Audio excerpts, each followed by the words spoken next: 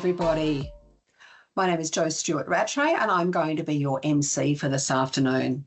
Before we commence, I'd like to acknowledge the custodians of the land on which we come to you today from. I'm actually on the land of the Ngadjuri people in the mid-north of South Australia, and I would like to pay my respects to those traditional owners and to their elders past, present and emerging, and also to any Aboriginal elders from other communities who may be in attendance today. I'd also like to acknowledge that ACS supports diversity and inclusion of all types. Diversity and inclusion is very important to the ACS. As you can imagine, we represent a widely diverse membership from many and very interesting backgrounds. I'm really delighted to be here this evening and welcome you all to the first Advancing Women in Tech event series. This has come as a result of some conversation circles that my colleagues and I ran during the course of last year. And this was one of the hot topics that people really want to hear about. So I'm delighted to be here. We also will have Q&A time for you, and that's where the discussion will open up, and it will be a very rich discussion. And when we approach that time, we ask that you use the Q&A box on the sidebar on the right-hand side of your screen, and take the opportunity to ask as many and any questions that you would like to of both Sally and Jana. We'll try to do our best to get to all of those as we go through the course of the Q&A. So I'm just seriously delighted to welcome our two speakers who will really do a deep dive into conversations about building confidence and effective networking. Firstly, we have Jana Martens, a networking leader in the Australian tech sector, with a foundation in psychology, HR and talent acquisition. She brings a fresh, dynamic approach to building careers and communities in tech. Jana believes that strong networks are the key to unlocking opportunities. She herself transitioned into tech purely through the power of her own connections and has since helped countless others to do the same. I'd also like to welcome Sally Dooley, an executive coach with over 20 years experience working with leaders from the C-suite to team members in government, private and community sectors as well. She has worked both as a partner with key businesses and as a director of her consultancy business. She has specialised in a wide range of leadership, people management and strategic planning areas. Thank you both for joining us. It's a delight to have you here. Now I'm going to hand over to Jana, who's going to give us a brief presentation, and then Sally will have her turn, and then we'll get to Q&A. Jana, it's over to you. Thank you. I'll try to, keep it brief. So let's keep an eye on the time. There's so many to talk about. Massive topic about networking. So thank you for introduction. Basically, Jo already said everything about me, but yes, I just want to, empathize that I had a really non-linear career, starting with psychology degree. Then I moved to Australia, got stuck in hospitality for a few years. And then basically my career transition have been largely driven by building strong network. And I did different types of job and in the marketing, and I was teaching people camera confidence before and doing videos for LinkedIn and just so many different things. But what actually moved me to IT industry was my network that I built over time, and my network who actually offered me that, Jana, you should consider to moving to this role. So I definitely example of how network can help navigate your career and find some decisions, and don't even be worried that you don't have some education or certification or anything like that. So you can really build your career through network. And that's bring me to that point, why networking is so important, why we're actually talking about networking today. I can give you a few things from talent acquisition perspective, I guess. So at the moment, we hear it so many times, like, oh, 80% of jobs not going to be advertised. And I think maybe when people saying 80% of jobs, it's probably overkill. Like, I don't think it's only 20% of jobs actually advertised. Probably, the statistics a bit off, but there is definitely quite a big percentage of roles that never get advertised. And you can only tap into those roles through your network. And also from a talent acquisition team, like with so many AI generated applications there, so many, quite a lot of candidates out there. So especially small companies reluctant to advertise. Like I really rare actually advertise the roles in our consultancy, because we basically fill the roles through referrals, through recommendations all the time. And for me, being like, the small business, being in a small business, actually the task going through like 100 applications and like reviewing them and giving everyone feedback, it's a really time consuming. And if it's only one person in a talent acquisition team, that just takes whole time. So you actually do go a lot through recommendation and networking. And I also want to sort of empathize that Australian job market is really relationship driven. So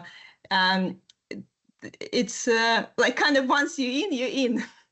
It's a small market. Like everyone knows everyone. Once you like work with someone, recommend them, like get along with them, so they recommend you to the next role, then someone recommend you to another role. So could be really, especially when you're new to Australia, could be quite doubting in the beginning, because you kind of feel like you're outsider, you're not in that community, you're not well connected. So I think that's why like networking is really important, especially if you recently moved to the country. We can, I guess, go to the next slide. That's one example I want to give, just again from a talent acquisition perspective. Like once I had like I needed a junior QA. And really, it's not the role that I'm often hiring for. I didn't want to advertise it because it just, again, will be like 100 applications. And the junior roles, really hard to choose from the resume. Like the judging people, just a piece of paper, then like, they just graduated and maybe have like a 1 year of experience. It's really hard. You're really like hiring based on attitude and personality and willingness to learn. And doing it just from the piece of paper on the resume, it's not an easy task. So like literally what I did when I had that role, I went to my friend Vikas, again, my networking friend, like my connection that I built over time. He runs a software test automation group. I asked him, look, I need a junior QA. Can you recommend me a few people? He sent me 3 resumes. I hired one of them. Saved me like hours of work. And then I get like person who already recommended by someone. I have a bit more like, the trust in this person because that person been recommended by my good connection. So just sort of reinforcing that, when we talk about networking, it is a really important part of looking for a job. I'm not saying if you just apply for a job, you won't get a job. So of course that works too. But networking is a really important component of building career. And which is bringing me to the next point. I want to ask you actually, how do you network? Is networking part of your routine?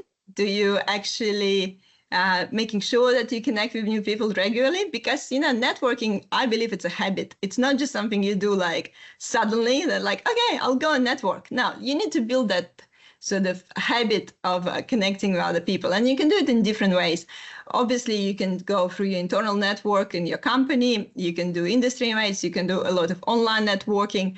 And it's a lot of things you can do on LinkedIn and online groups these days. Like the community, online community has been amazing. But today we're mostly focusing on that face-to-face events and the industry connections. And I want to go through, some of my tips for those face-to-face events and how to approach them. Let's go to the next slide. Yeah, so some tips for face-to-face events. In the beginning, when maybe you didn't network for a while, you don't know where to go. Obviously, the most obvious tip, you go and Google. You Google the events that you want to go to.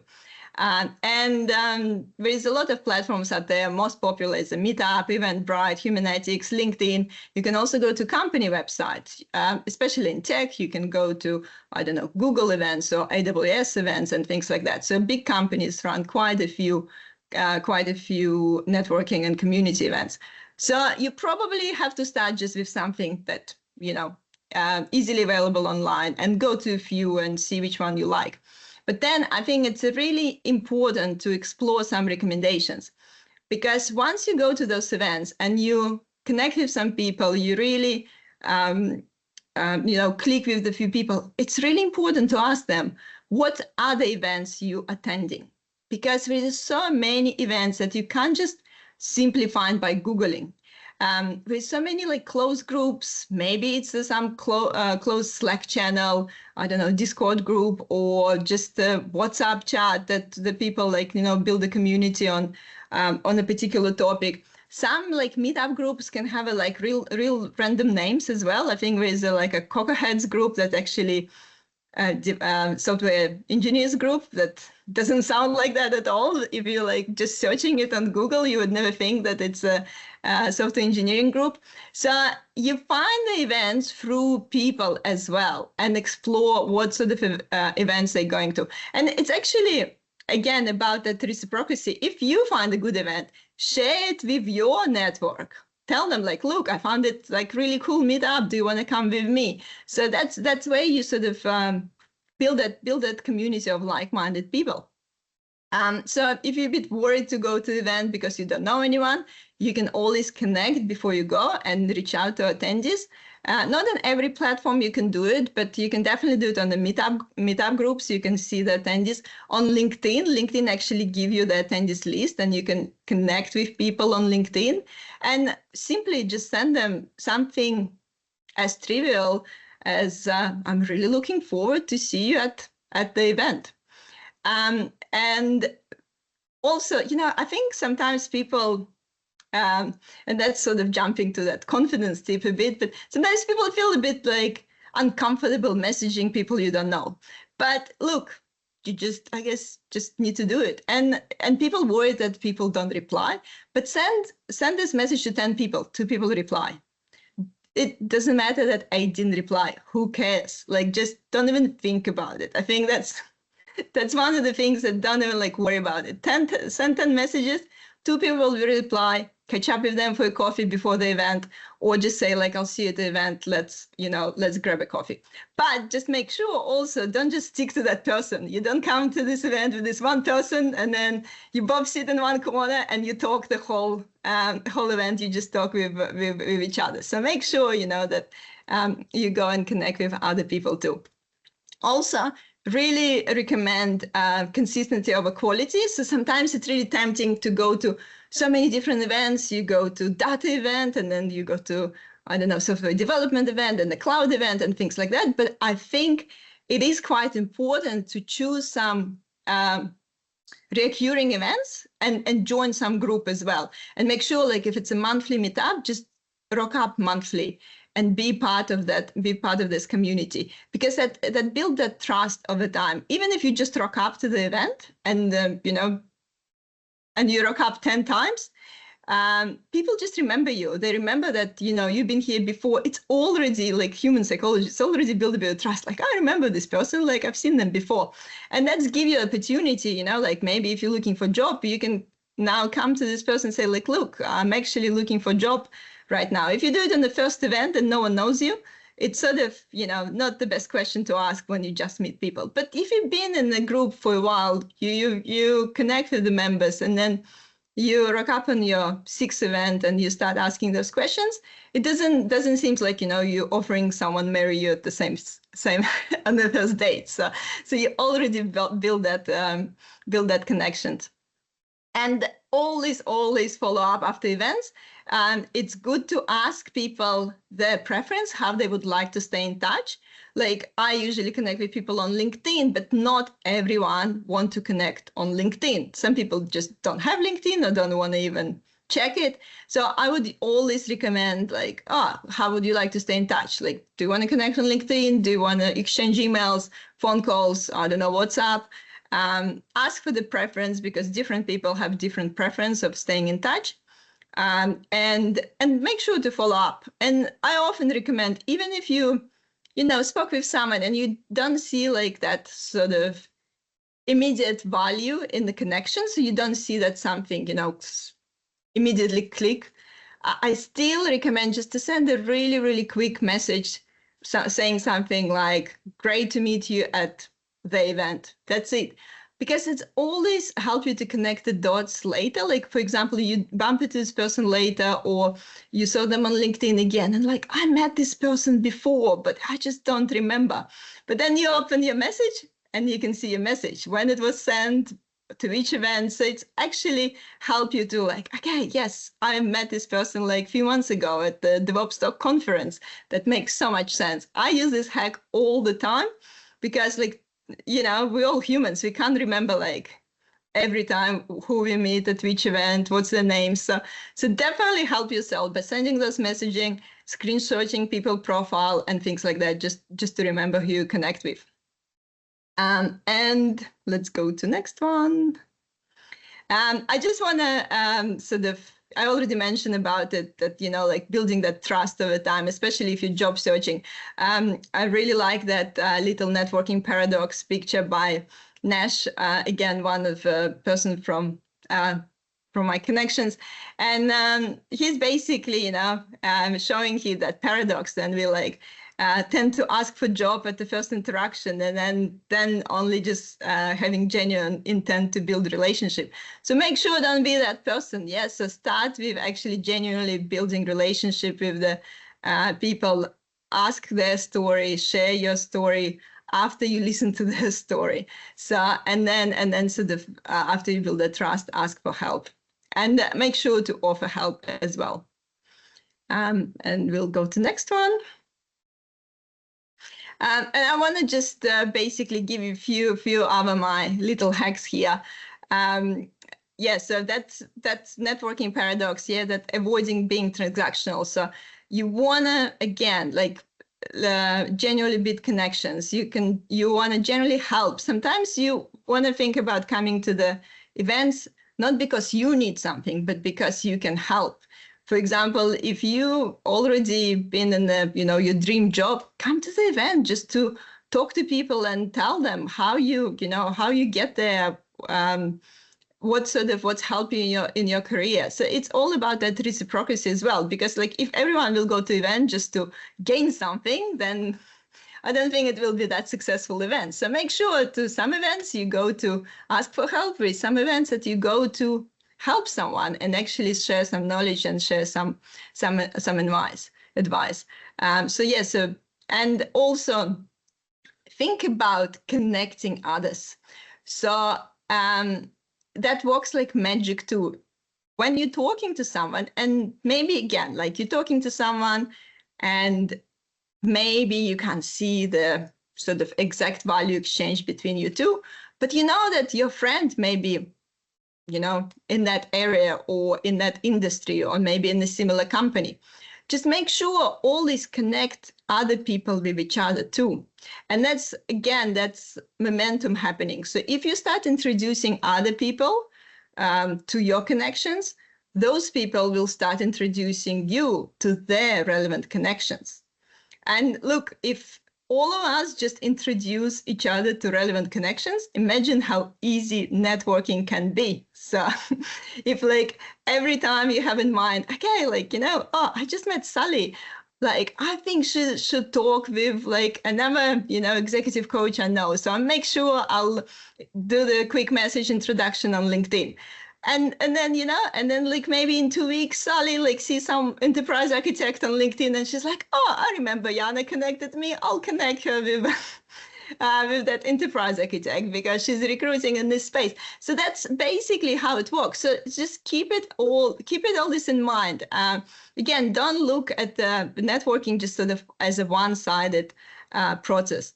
And again, like, staying in touch. And I already mentioned that building a habit. So basically scheduling networking in your calendar, or committing to something. You can commit to weekly coffee catch-ups. You can commit that like once a month, you definitely go to the event. You know, if the weekly coffees is too often, just commit to like fortnightly catch-ups with someone. Just commit. That's like your weekly or monthly routine that, you know, when you're putting your to-do list for a week, it's in your to-do list. Connect with one person or like catch up with one person for coffee or go to the event. So treat it as a, you know, little task that you wanna be part of your routine and a habit. Which I'm probably already 15 minutes over my presentation. And the last slide, basically, I'm gonna pass it on from here to Sally, because that's what those sort of confidence tips when you actually rock up an event and you want to make sure you smile, you have your introduction ready, you use the eye contact and look for the particular body language. You make sure you have your conversation starters. Maybe one thing I just want to mention for someone who, like, again, a bit of a nervous, finding some accountability partner. So, for example, I want to grow my network, and someone else and Joe wanted to grow her network, and we decided, okay, let's keep each other accountable, like that. We definitely go to like 2 events per month. And maybe not always we can go together, but like, you know, we make sure that we keep each other accountable. Like, did you go? Did you connect with the people? How many people you connect? And then when you have that accountability partner, then you feel like, you know, you have to go. Sometimes, you know, you register for an event and you're like, no, I don't feel like that. It's raining. It's Melbourne. I don't want to go. But then another person messaging you and you're like, now I have to go. I have to commit. So have an accountability partner. Definitely good hack for anything. You know, like, because we often feel more responsible and like for when we have another person involved. Anyway, so that's probably enough of me. I'll pass it over to Sally. Thank you, Jana. That was terrific. There were some great insights. You'll notice that I make notes during the presentations because that gives me something to ask questions about when we get to the Q&A. Sally, it's over to you. Thank you so much, Joe, and thanks, Jana. Some great thoughts there. So I want to start by giving a little opportunity for some feedback from you. So if you're not a person who loves networking, just in the chat, I want you to just put down what is it that you might not love about networking, just a word or two, and you can just stick it in the chat right now as we kick off. Because what I found, so far everybody absolutely loves networking. Well, that is a surprise, because what I found is that networking doesn't come naturally to very many people. It's something that, you know, that we do feel awkward. Awkward is a common word coming up there, and imposter syndrome. I'm glad you said that. We're nervous, it's challenging, we don't know what's going to happen, so we're outside our comfort zone. So I like to say networking or getting comfortable with networking, it's an inside out process as well as an outside in process. And what I mean by that is that the inside out piece is about, it does start with our mindset. And yes, imposter syndrome sneaks in. We might notice ourselves, you know, engaged in a bit of self-talk that says, well, who's going to want to speak to me? What have I got to contribute? You know, I'm not going to know anyone. I'm going to feel nervous. And we've talked ourselves into a state where our emotions are highly engaged and we don't necessarily do our best in that environment. So starting with thinking about recognizing what is that theme of your self-talk that makes it a challenge for you. And then it helps to kind of label that. So it could be like, oh, there's that imposter syndrome voice again, or there's that I don't belong here voice, or who's going to want to talk to me voice. Oh, sorry, I'll tell you when to move on if that's right. Yeah, great, thank you. And then we have that kind of, we create a bit of distance from that chat. And then the outside in bit is building the skills, the things that Jana has shared and some of the things that I'm going to share as well. And as we build our skill and work on that mindset, And then as we actually go to a networking event, and guess what, we don't die, and maybe we have a good conversation, then we start to recognize the successes in it, and it becomes a lot more easy. So I'd really encourage you at the end of every networking event that you go to don't go, oh, I look stupid in that conversation, or whatever it might be. Instead, recognize what you did well. And that starts with acknowledging yourself for actually even turning up, because lots of people don't do that. Okay, next slide. Thank you. So I want to talk about how you set yourself up for success. You know, there are these kind of barriers. How do I begin a conversation? And an easy way to do that, and it's a way that's also giving to the other person, is to look for those people who are standing by themselves. Look for those people who you think might be a bit uncomfortable, and go up and introduce yourself to them. Another way that is an easy start is finding someone you already know, and perhaps they're in a group with somebody else, and just rocking up and saying, can I join in? And that makes it easier. The point that Jana alluded to before was about, you know, you do have to be strategic about networking events, not only from your perspective of what's going to benefit you, but also what's going to benefit other people. Just like you want to meet a number of people, other people want to meet a number of people. And I don't know if you've ever had that experience where someone kind of latches onto you, and it's really hard for you to move away, and you want to build your networks, but you're kind of stuck with this person. So we don't want to be that person. And so a good out is to say, look, it's been great meeting you. I'd love to connect on LinkedIn or whatever. I'm sure you've got other people that you'd like to talk to. Let's connect later. And it kind of allows you to move on, but also gives them the opportunity to move on and to meet other people. This next point, don't set limits on who you can approach. That comes back to that imposter syndrome. Sometimes we think, oh, that person's way too senior, or their rank is higher, or, you know, whatever it might be. Just notice that voice and go, I'm worthy of speaking to anyone. I can start a conversation. You know, we're all humans. No one's above, no one's below. And suck up the courage and go and say hi.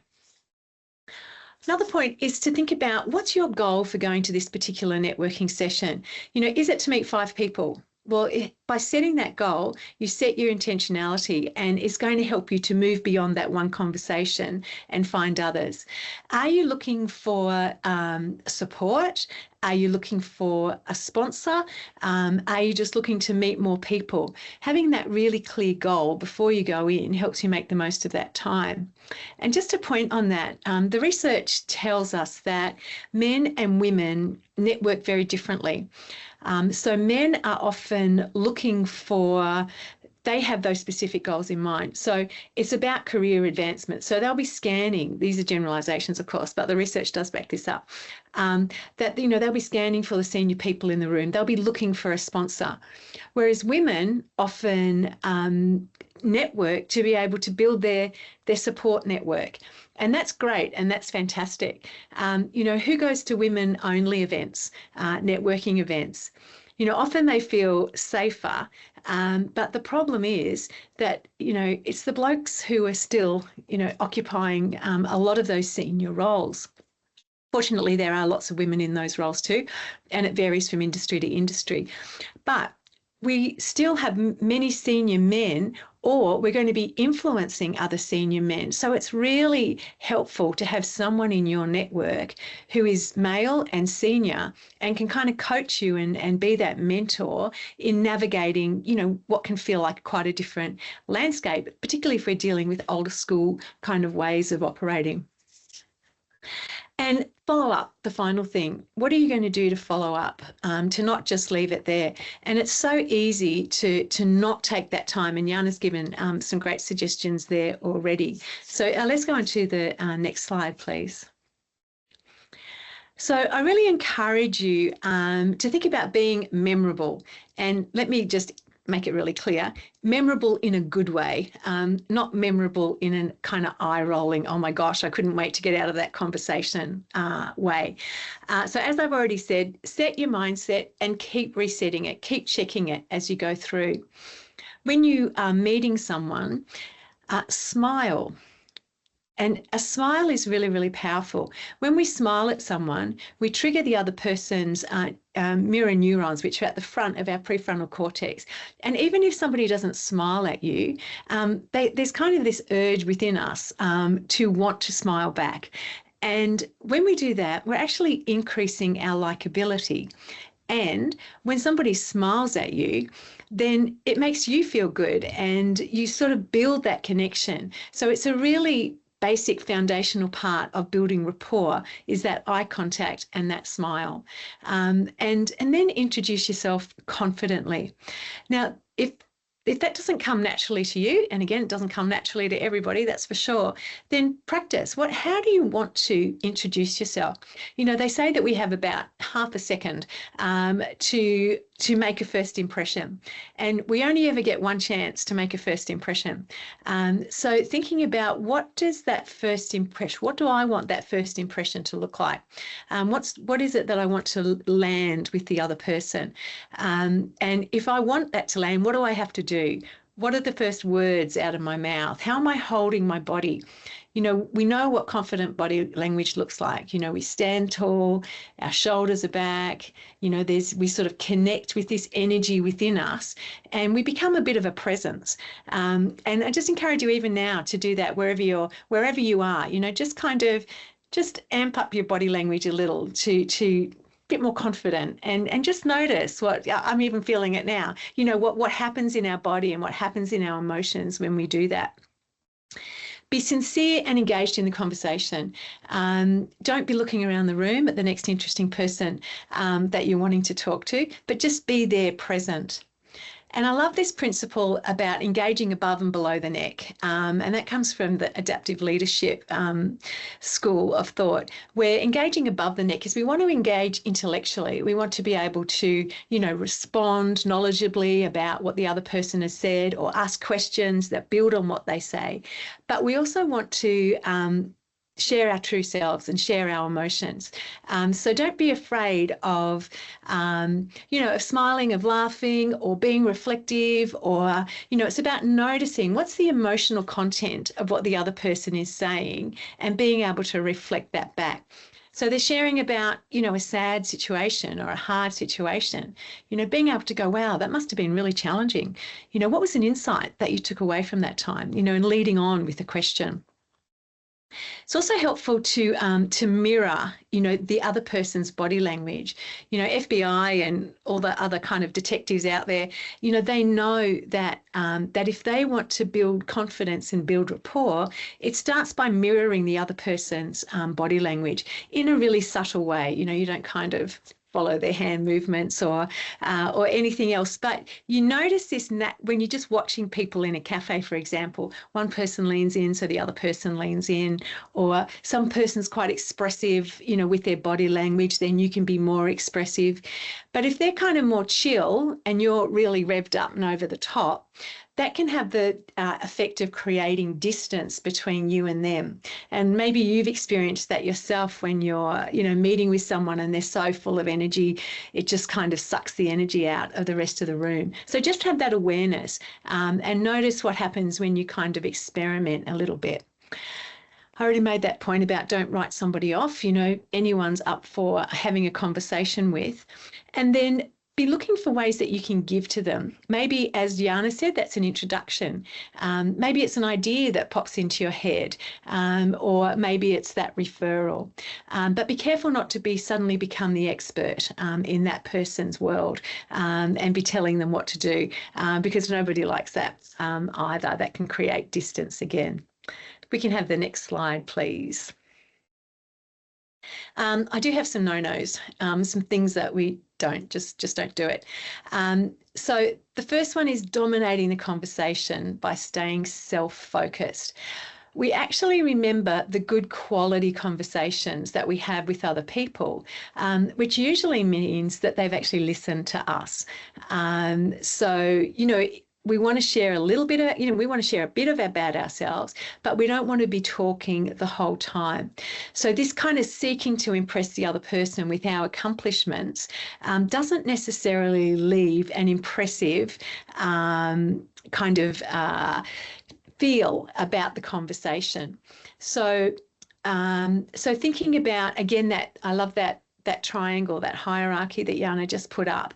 You know, there's a time to kind of note our accomplishments, and there's a way of doing it too. Sometimes, you know, we talk about, you know, it's about show and not tell.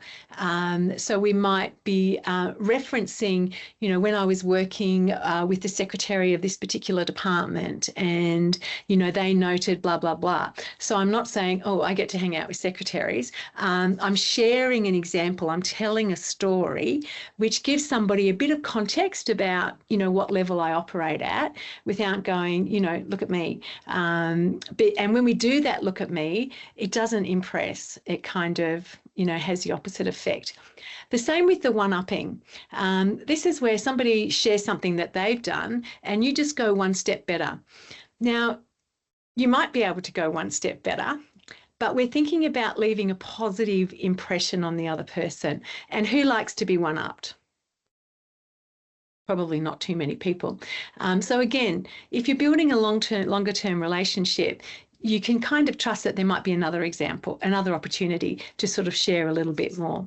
Offering advice, launching into a pitch. You know, if you go there with the goal of, here's my pitch, I want help, I want this, then people will smell that out a mile away, and they'll be ending the conversation sooner rather than later. And the other thing is the disengaged body language. Checking your phone, looking at your watch, you know, all these things. It's better if, you know, if you feel like you're not getting any value out of the conversation and the conversation's gone as far as it can, then just you know, be honest and do that. Hey, I'm sure you want to meet other people. It's been great talking with you, and bring it to an honest end rather than trying to give them the hint. And if people aren't very self-aware, you can give them the hint all day long, and they're not going to pick up on it anyway. So that's something to think about. If we can have the next slide. And you will get a copy of my slides, so we can just kind of click through these as I go. Hopefully there's some dot points there. Yeah. So these are just some stories that some questions that I've researched over the years. And when you arm yourself with some good questions to move into a networking event, and the ones that feel comfortable to you, and there'll be plenty of others, it always gives you something to work with. So how did you get into this work? You know, what's the story of why you do what you do?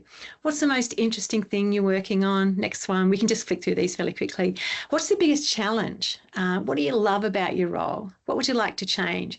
Where do you want to be in 3 to 5 years? I like this question. What kind of professional development have you done, you know, to get to where you currently are? Because that gives you some insight, particularly if, you know, if that's a career path you're really interested in. What do you like to do for fun? Sometimes getting beneath, you know, onto that more personal level gives you an insight. And then asking them the question, I like this question too, who would you like to meet today and why? And that's a good question, because it might give you some hints about who you might like to meet and why as well. Okay, just a couple more quick things. I didn't notice what time I started talking, so please give me a wave if I've gone too long. I don't think so, but just a couple more quick things. If we can have the next slide. Thank you.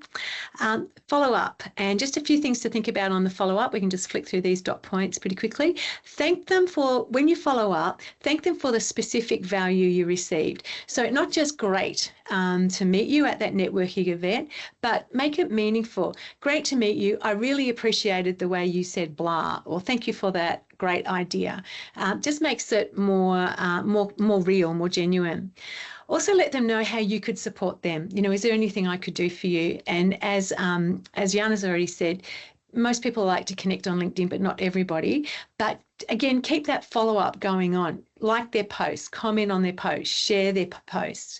And then think about what else in your particular industry and with your goals you can do to follow up. Now, I'm really bad at following up.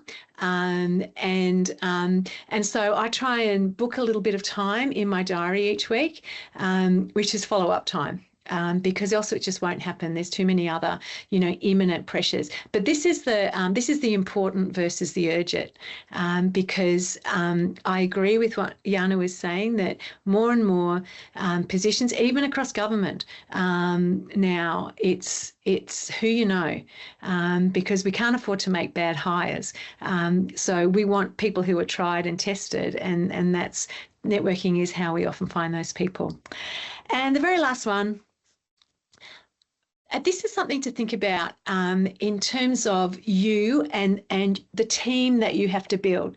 Think of, I like Ash Barty, she's a great tennis player, but could be any sports person. You know, they're not solo. She's got psychologists and therapists and massage people and sporting coaches. And for her to be successful, she doesn't do it by herself. So for you to be successful in your career, who do you need? You need mentors. You might need coaches at different times. You need people who are further ahead than you. You probably need those friends, those support networks. You need sponsors. And that's going to change from time to time as you go through your career. But it's a great reflection to come back to. Have I got the support that I need to be able to move forward? So thank you. Hopefully you got some insights out of that. And I'm going to throw back to Jo to lead us in some Q&A. Sally, thank you very much. That was great. I've actually been making some notes that, you know, because sometimes at the end of these things, I like to wrap up with what I've heard. Might not have been what you said, but it was what I heard. So I've got a couple of beauties for later. So thank you very much. We do have a few questions coming in, and I would encourage the audience to keep sending them in. Otherwise, I have to make them up, and I pity these poor ladies if it's my questions. The first question I've got is, can you advise how to build networks for someone who's only recently moved to the country? Jana, I reckon that might be right in your sweet spot. Yes, definitely. And I think basically whatever I mentioned in the slides, just the first step, you just Googling those events and you just sort of go to whatever comes your way. In the beginning, you just have to join as many groups, as many events as you can, just whatever time let you. And then you connect with people and ask for recommendations there. So I think there is no like a sort of magic pill there. I reckon it's just connecting with people everywhere. And you don't limit yourself only to industry events. You can meet people at a coffee shop, in your fitness club, you know, go to Pilates session, like at the same Pilates session every week where you connect with the same people. Yeah, maybe not in the gym because it's different people popping up, but like, you know, that find those community, like, you know, join little yoga studio where you can connect with people. So don't just limit yourself that, you know, you're cloud engineer and I go to all AWS events. So I think when you move to Australia, it's really important just to meet as many people in the beginning and just sort of different people and get understand the culture more. So I would not limit yourself, you know, just at the beginning. It's a bit of a quantity, and just attending a lot of events. Makes sense. It makes sense. Thank you for that. That's really practical. Sally, for you now, how can introverts or those who feel socially anxious become more comfortable in networking situations? I love this question because it looks like I'm an outward person, but I have walked into a networking event and I looked around and there were men of a particular age and I couldn't see another woman in the room and I turned around and walked out. So I clearly felt socially awkward in that situation. So what's a good way of getting around that? Yeah, and I would say I can relate to that as well. I mean, I have a role where I'm facilitating, I'm coaching, like it's always external. And the difference about those roles why I feel really confident is because it is a role. I'm stepping into a role. And we all have roles. I'm mum, Sally the mum, Sally the daughter, Sally the sister, Sally the this, Sally the that. But when we can create a role for ourselves, it becomes something that we can step into. So when I go into networking, which is not my most comfortable space at all, I step into a role. And seeing it as a role helps to kind of depersonalize it a little and helps me to detach from that chatter that says, what have you got to say? Who's going to want to talk to you? And the way that I do that is by thinking about, okay, how do I want to show up here? How do I want to show up? And it's not faking it because I'm still Sally, whether I'm a mum or a daughter. but I show up in different ways, right? And so it's, how do I want to show up? Well, I want to show up as curious. I want to show up as someone who wants to serve other people more than I want to serve myself. And I find that that's the other useful thing. When I keep, same as when I'm facilitating, and if I ever get nervous, instead of thinking about what's going on for me, I put my focus back on the group or the person that I'm talking to. And that helps me move beyond myself and back into, how can I serve this person? What's a question that I can ask? So that's one thing. The other thing is just having some really good questions, practicing your introduction, that smile, practice in the mirror, record yourself, and notice what works. And when you've practiced, that really helps you to move into that and have those good questions nailed. And at the end, reflect on what you did well and congratulate yourself for having the courage to show up in the first place. And it's one of those things, it's a muscle. The more you do it, the easier it is to step into that role, even though it's not necessarily your favourite space. Can I just add one little thing? Sure.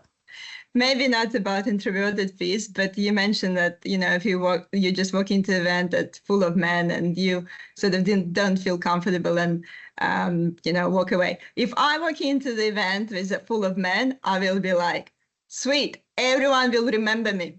So I don't even need to do much. It's like, that's what I'm thinking straight away. Oh my God, I'm the only woman here. Whoever I'll talk, they will remember me because it will be in their mind who was in this event. Oh, just a bunch of blokes and Yana.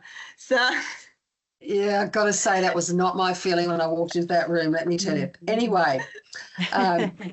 It's not easy.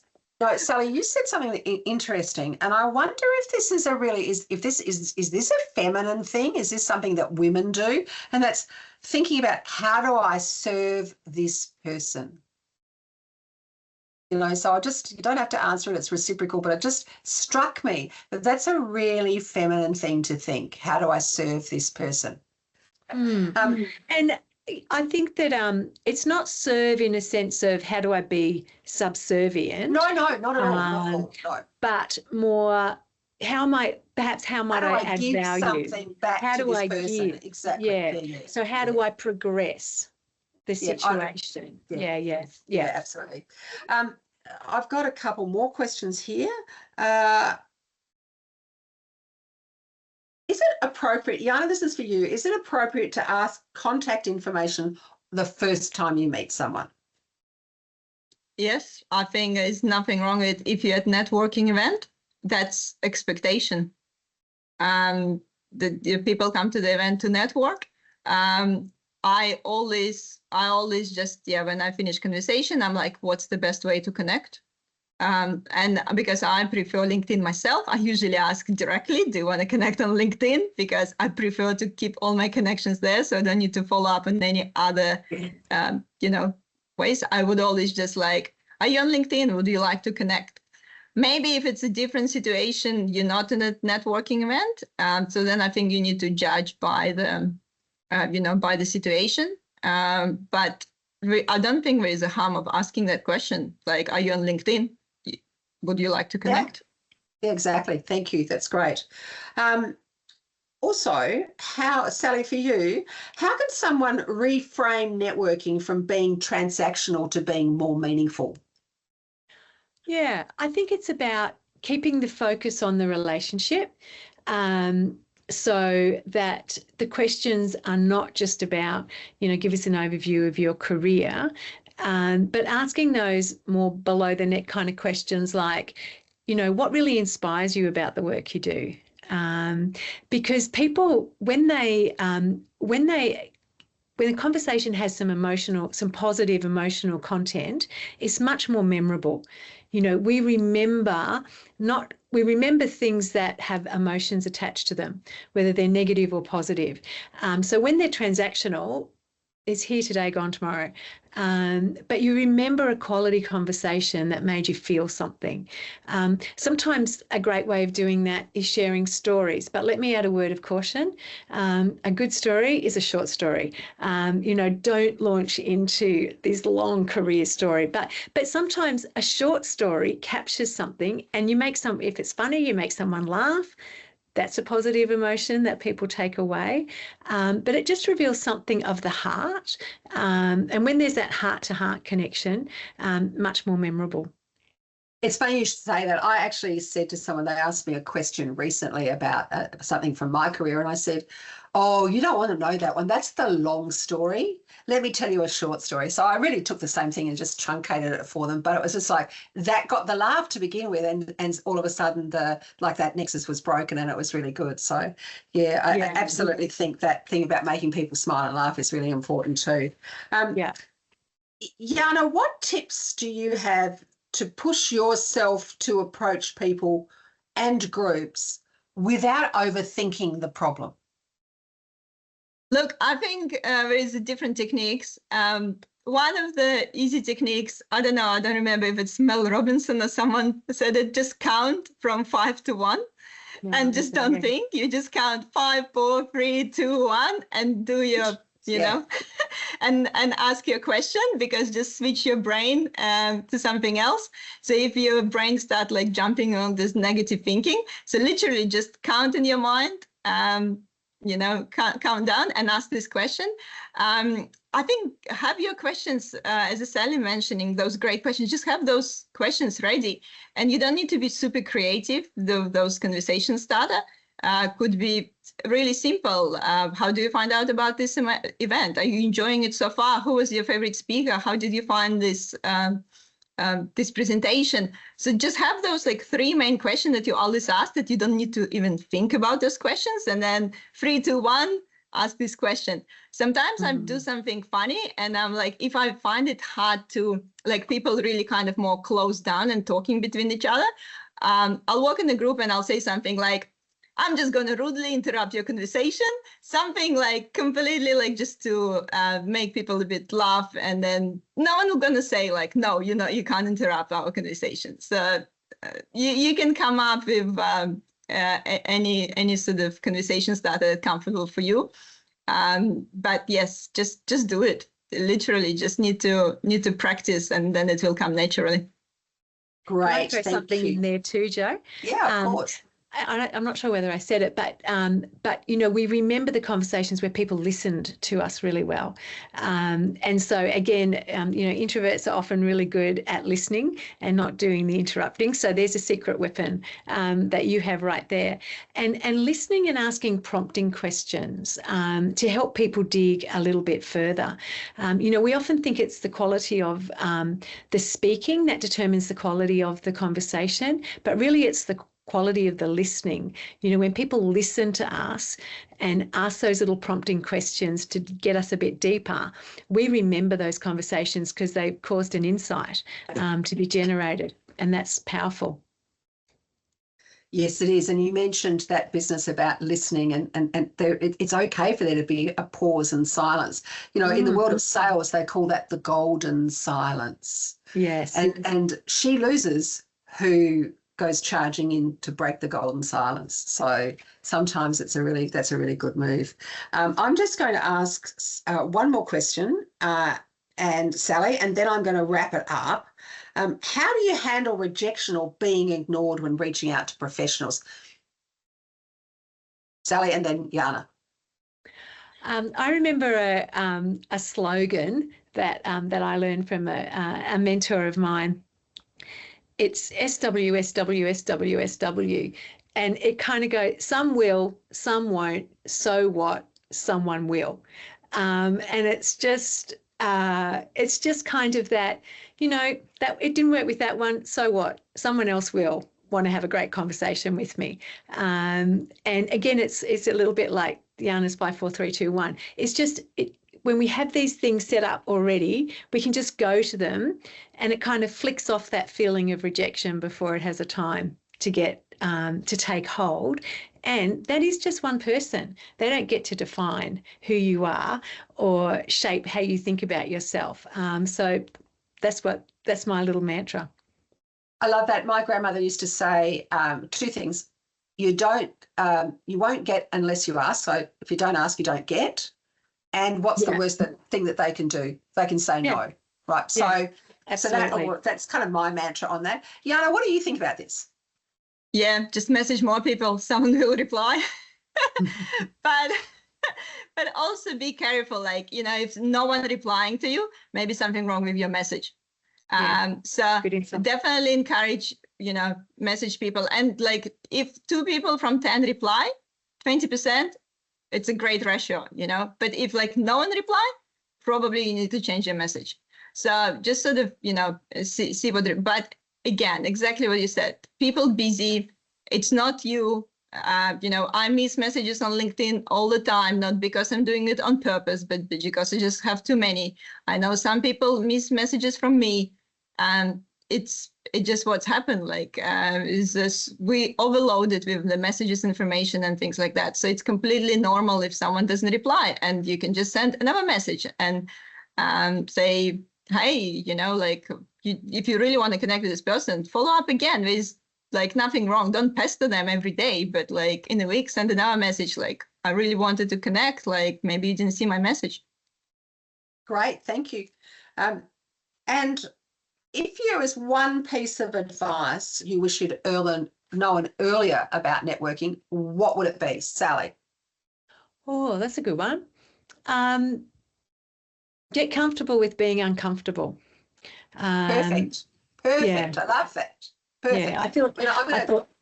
Go. So no, I was just going to say we'll leave it there because I think that's a lovely note to end on. And Jana, for you, quickly, if there was something that you had learned earlier. Yeah. I think the good one would be, not everyone's going to like you, and that's fine.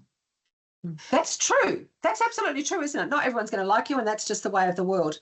Now, I'll tell you what I heard this afternoon, and I hope this helps, you know, to sort of put it into perspective for everybody. I heard that breaking into networking conversations is not always easy, but there are some really good practicalities, I think, that both Jana and Sally shared with us.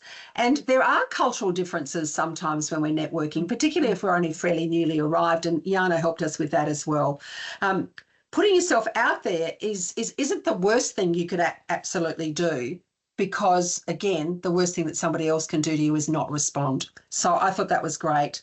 And it isn't always about seeking a new job, and for goodness sake, don't ask that the first question, cab off the rank.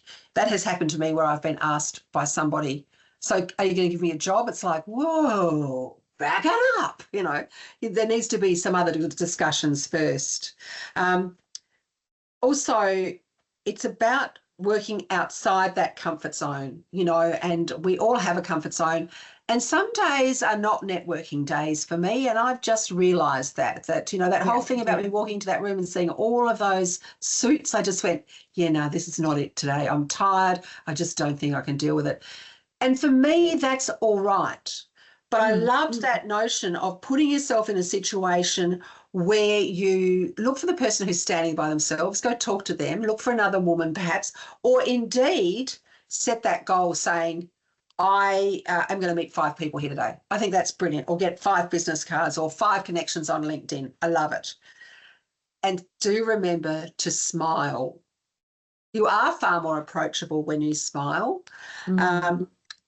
And I love the notion of going with questions in your back pocket already that you're prepared to bring out to talk with other people. I was a little concerned that Sally's not great at following up, but clearly Jana is. She's got a method for doing that, and that's fantastic. I also think that obviously you wouldn't be doing what you're doing if you didn't. I just love that comment, though. It was just perfect. And I loved Jana's idea about don't limit the kind of events to go to. I think that was a really like a sage piece of advice for all of us, because we can get stuck in a rut with that. And also, networking is just another one of the amazing number of roles we as women in particular take on in our daily lives. And also, I did like the idea of how do I give back to this person, or how do, and both Sally and Jana talked about it, but in slightly different ways. How do we serve that other person? So everybody, that's just about it for us, but I'd like to thank both Jana and Sally for some great insights. I thought it was also a lovely conversation that just flowed really well and was quite a bit of fun as well. So thank you, ladies. It's been a great afternoon for me. But before we finish, I'd like to inform you that the ACS offers a wide range of events which you can virtually join or in person at your local branch. Visit the ACS the ACS events page to find out more. We'll also be announcing our second webinar in this series very soon, so keep your eye out. It actually looks, I've been, working with my colleagues on the staff side of ACS to find some really good speakers, and I think the next one's going to be another one like this. It's going to be a super one. So look, keep your eye out for that. And we're dedicated to providing you with the best experiences that we can. So your feedback is valuable to us. And I think there's going to be a slide with a QR code. There you go. So please take a minute to complete our post-event survey via the link in the chat or indeed on the screen. And again, thank you so very much for joining us all this evening. And thank you so much for your wonderful questions. Goodbye.